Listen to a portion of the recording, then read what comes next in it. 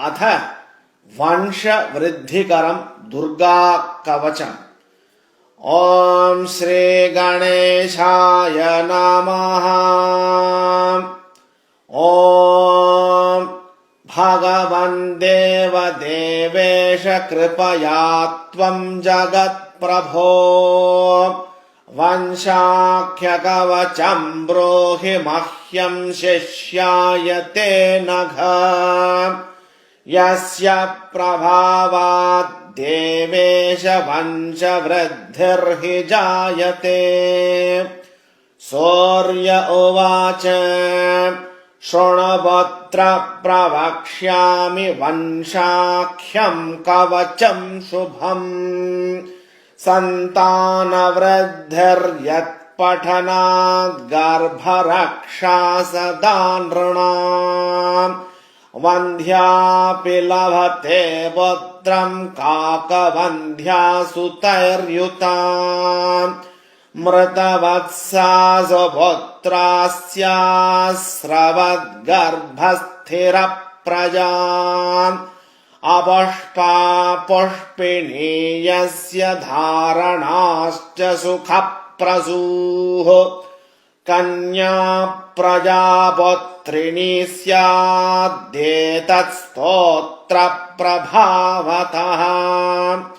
भूतप्रेतादिजा बाधा या बाधा कुलदोषजा। ग्रहबाधा देवबाधा बाधा शत्रुकृता च या।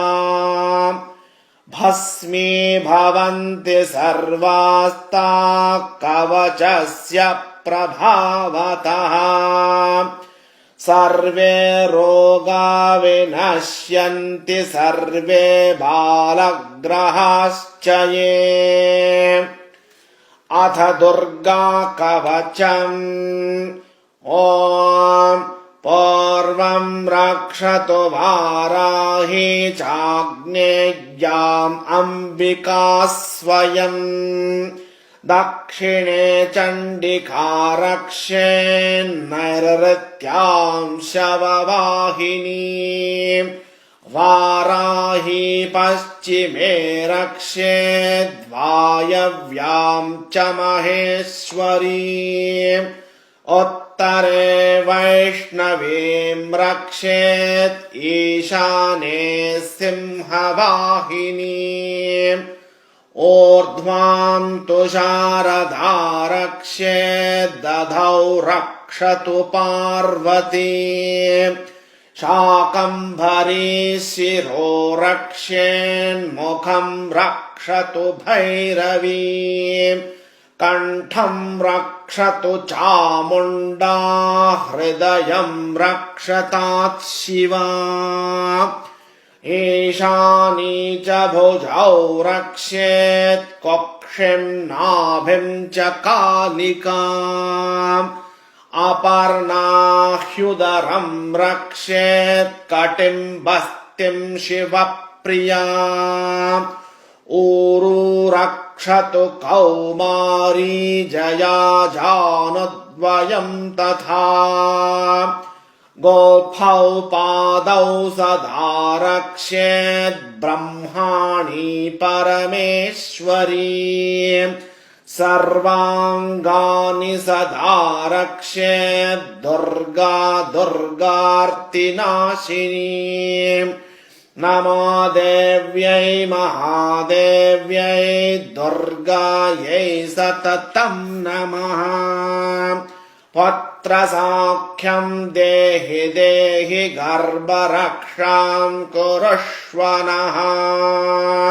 ॐ ह्रीं ह्रीं ह्रीं श्रीं श्रीं श्रीं ऐं ऐं ऐं महाकाली महालक्ष्मी महासरस्वती रूपायै नवकोटिमूर्त्यै दुर्गायै नमः।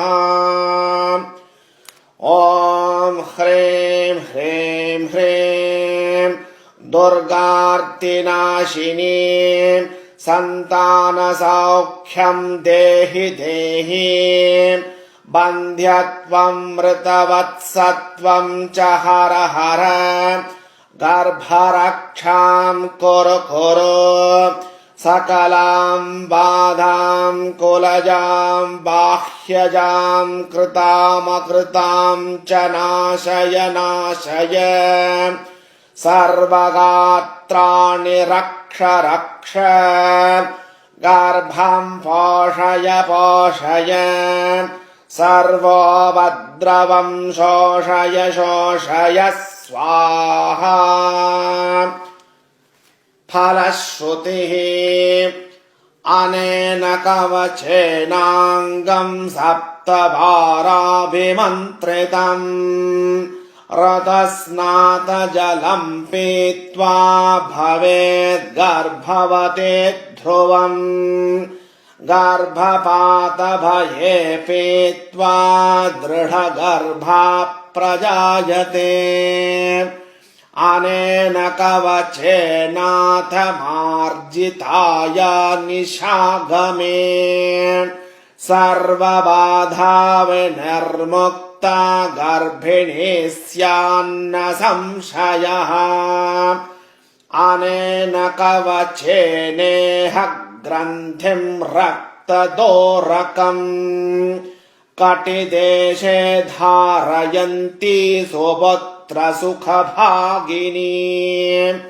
असूतपुत्रमिन्द्राणाम् जयन्तम् यत्प्रभावतः गुरुपदिष्टम् वंशाख्यम् कवचम् तदिदम् सुखे गुह्याद्गुह्यतरम् चेदम् न प्रकाश्यम् हि सर्वतः धारणात् पठनादस्य वंशच्छेदो न जायते बाला विनश्यन्ति पतन्ति गर्भास्तत्र बलाः कष्टयुताश्च वन्ध्याः बालग्रहैर्भूतगणैश्च रोगैर्न यत्र धर्माचरणम् ग्रहे स्यात् ॐ इति श्रीज्ञानभास्करे वंशवृद्धिकरम् वंशदुर्गाकवचम् सम्पूर्णम्।